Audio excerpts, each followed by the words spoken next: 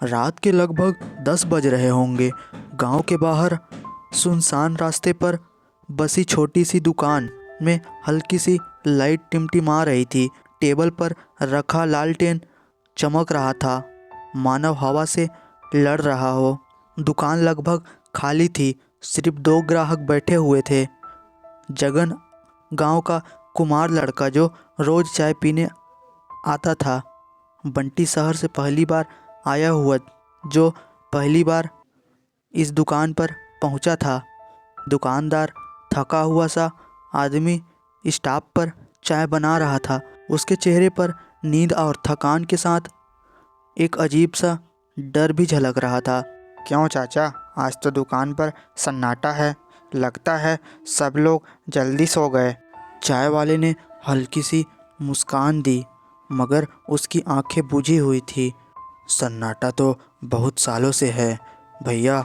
सब लोग आते हैं, चाय पीते हैं और चले जाते हैं। पहले के ज़माना में तो अलग था। कैसा ज़माना? पहले मेरी दुकान पर बुजुर्ग आया करते थे, मगर चाय पीते और अपनी ज़िंदगी की कहानी सुनाते बहुत, पर ज़्यादा डर और डरावन। अब कोई कहानी सुनना ही नहीं चाहता।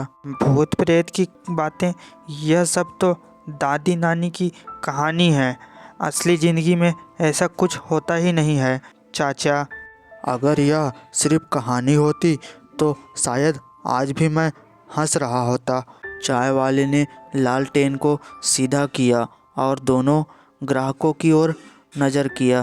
तुम लोग कहो तो मैं एक सच्ची घटना के बारे में बताता हूँ। सच्ची घटना वाली कहानी सुनाइए। कई साल पहले हर शाम एक बुजुर्ग आया करते थे। यहाँ सफ़ेद बाल, झुका हुआ शरीर और आँखों में अजीब सा थकान, और एक ही बात कहते थे, बेटा, रात के बाद उस गांव के रेलवे ट्रैक पर मत जाना। मैं भी हंस देता था, सोचा बुढ़ापे में वहम हो जाता है। लेकिन एक रात उन्होंने कहा, आज मैं तुम्हें अपनी आखिरी कहानी सुनाऊंगा। आज की चाय मेरी आखिरी चाय है। उस रात दुकान पर कोई नहीं था। मैं और वह बस 2 ही लोग थे। बंटी और जगन चुपचाप सुनते रहे। बाहर हवा सरसर सरसर आने लगी थी।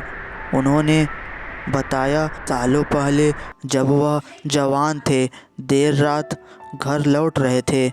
रेलवे ट्रैक के पास जैसे ही पहुँचे, उन्होंने देखा एक औरत खड़ी थी। सफ़ेद साड़ी, खुले बाल और पैरों पर पायल। वह धीरे धीरे रो रही थी। बुजुर्ग पास गया, पूछे, क्या हुआ बहन, इतनी रात को यहाँ क्यों खड़ी हो?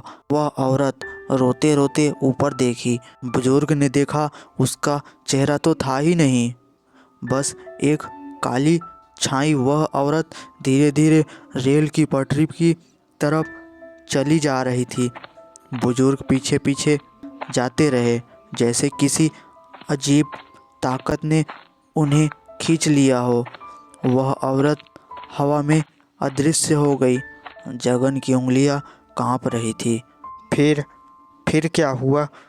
पर अगली सुबह रेलवे पर लोगों ने एक लाश देखी। वह लाश उसी बुजुर्ग की थी। अजीब बात तो यह थी कि उसका चेहरा पूरी तरह से गायब था, जैसे किसी ने उसका चेहरा मिटा दिया हो। जगन और बंटी एक दूसरे को देखने लगे। उनकी धड़कन तेज हो गई और सांस भी। चाय वाले ने फुसफुसाकर कहा, और जानते हो, उस बुजुर्ग ने आखिरी चाय यहीं पी, इसी बेंच पर। लाइट अचानक गायब हो गई। चारों ओर अंधेरा फैल गया था। सन्नाटे में बस एक आवाज़ गूंजी, छन छन, जैसे पायल की आवाज़ कोई पास आ रहा हो। जगन कांपते हुए बोला, बंटी, यह सिर्फ एक हवा होगी। लेकिन अगले ही पल दोनों ने साफ देखा, दुकान के ठीक बाहर सड़क के किनारे एक औरत खड़ी थी। सफ़ेद साड़ी, खुले बाल, चेहरा पूरा काला। बंटी चीखने ही वाला था कि तभी चाय वाले ने उसके कंधे पर हाथ रख दिया। उसकी आंखें अब बिल्कुल बदल चुकी थी।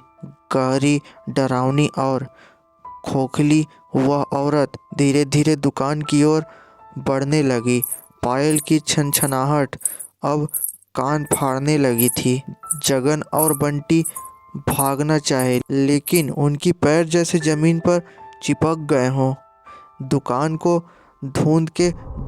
धुंध ने घेर लिया और उस धुंध के भीतर 3 लोग दिखाई दिए। वो बुजुर्ग और वो औरत और वह खुद चाय वाला। जब गांव वाले सुबह दुकान पर पहुंचे तो सब कुछ सामान्य दिखा। टेबल पर 2 अधूरे कप रखे हुए थे और टेबल पर लालटेन टूटी फूटी पड़ी हुई थी। चाय वाला को किसी ने नहीं देखा। गांव वाले ने कई दिनों तक दुकान को देखा। धीरे धीरे अफवाह फैलने लगी कि चाय वाला अब नहीं रहा, अब वह भूत बन गया है। तो कोई बोलता कि वह लाल साड़ी वाली औरत उसे अपने साथ ले गई।